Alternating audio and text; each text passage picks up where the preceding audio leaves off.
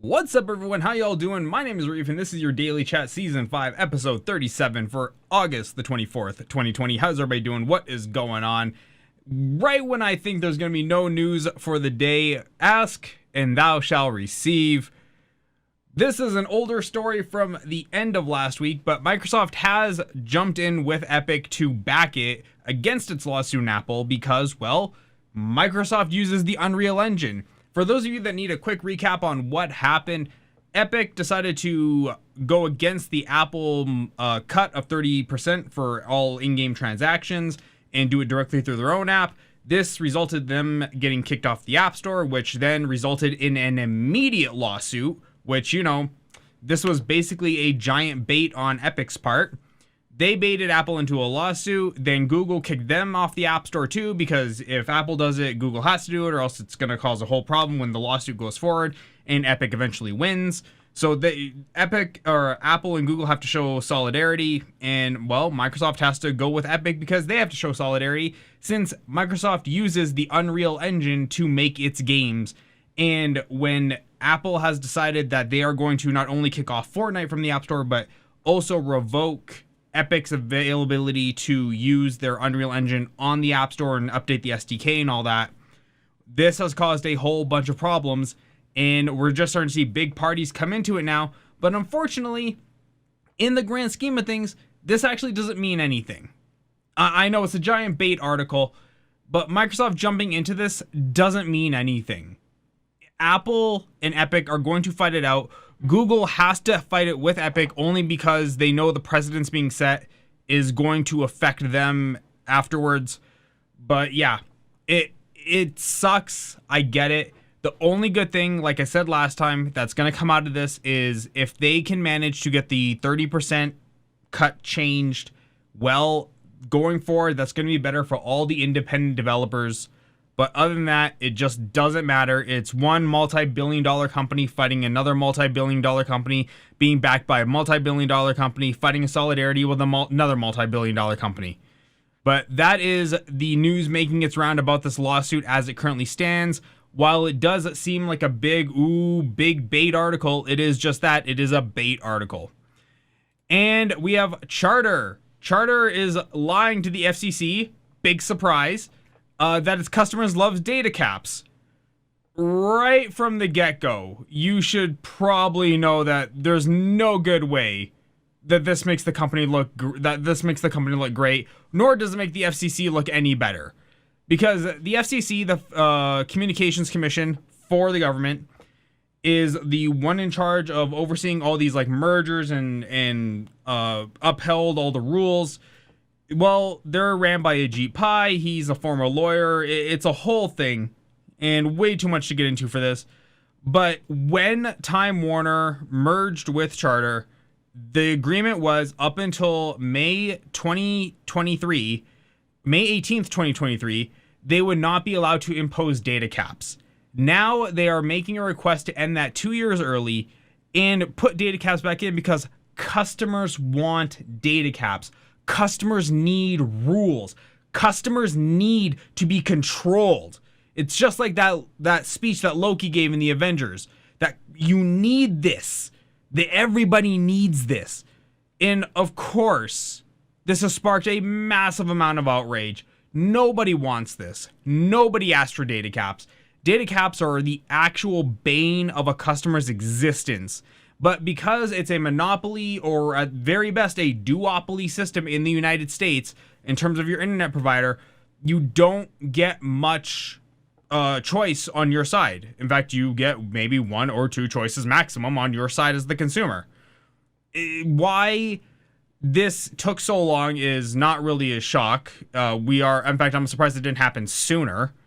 But of course, they're going to want to put data caps in. They're saying Netflix and other video on demand services are causing people to use large amounts of data, and data caps help them keep it in control. It's a load of BS. It's a total load of BS. I am so fortunate. Like, I give Canada a mountain of crap for the soy boy government, for our soy boy infrastructure, for our soy boy economy. I rag on Canada an absolute monumental crap ton amount. But I am happy that with Tech Savvy, my ISP, they have been great about my data. I bought the no data cap subscription. It was worth the extra $5 to me. They've never bothered me once. I've had months where I have pushed in no cap, not cap like data cap, no cap. I have pushed 4 terabytes in a month, and they never once said a thing to me about it. They just let it go. That is what we need, and especially now with more gigabit services coming, more fiber services coming to the American infrastructure, with that whole bill that's being put forward to rebuild up and redo the infrastructure in America to make it more accommodating for higher, faster speed internet. These data caps can't last very much longer. There's just no way. When you have a gigabit internet and you have a family of 4, if you even have a 2 terabyte data cap, you will blow that sucker apart in about a week, maybe 2. A week if you're streaming 4K on like 3 different TVs on Netflix. But in a normal time of a house of 4, you will blow through 2 terabytes, no problem. Little Johnny's probably playing games. Little Sally's probably watching YouTube. Karen is probably watching 4K Netflix. And, Doug is probably watching YouTube as well, and maybe a little bit of adult content on the side. But everybody's watching videos, everybody's streaming stuff. You're just going to blow through that data cap. I hope Charter doesn't get away with this. I really hope. But with Ajit Pai on the FCC's chairboard, I don't see this going well for the consumer in the end. And finally, the last story, and the one that matters the absolute most. This was the biggest news I could have found today for both a personal and professional reason. Corsair is getting ready to go public. They are getting ready to launch an IPO of $100 million. Right off the bat, we don't know what the price of the stock is going to be. We don't know when the dates are going to be confirmed. The only thing we know is it might be before the end of this year. Why is this important? Well, stocks have been really popping up in the news a lot the last week. We have had the news that Apple stock is going to split 4-1. We've had the market just be fluctuating like crazy. We know that right now everybody's diving into investing. Day trading has just absolutely exploded with far more traders than we've ever seen before. And IPOs are typically a really good way to make some fast cash.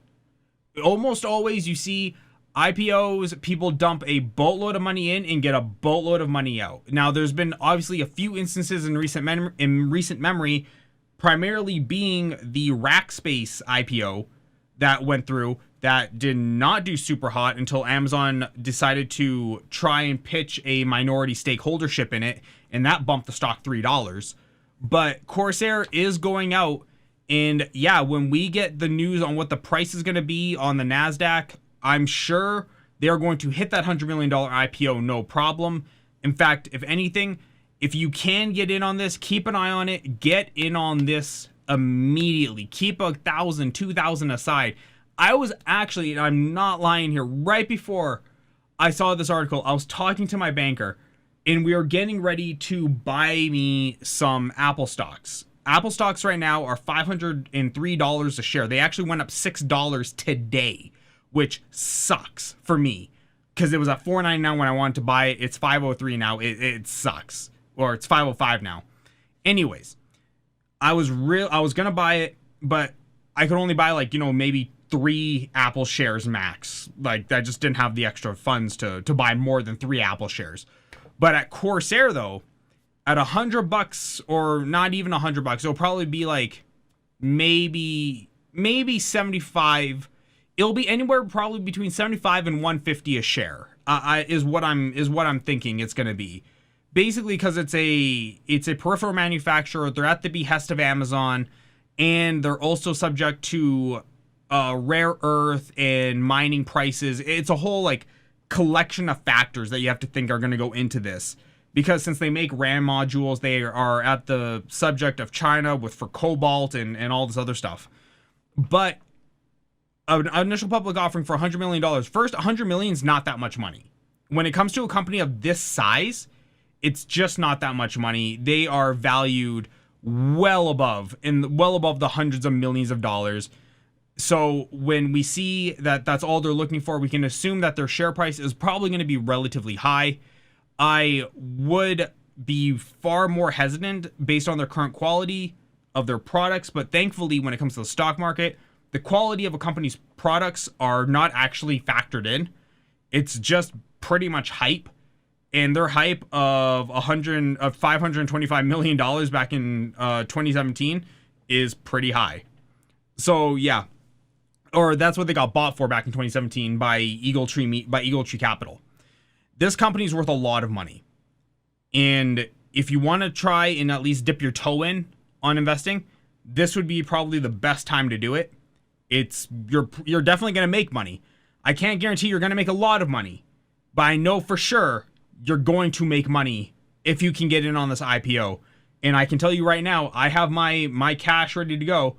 I will be there on day one if I can somehow find a way to buy this IPO.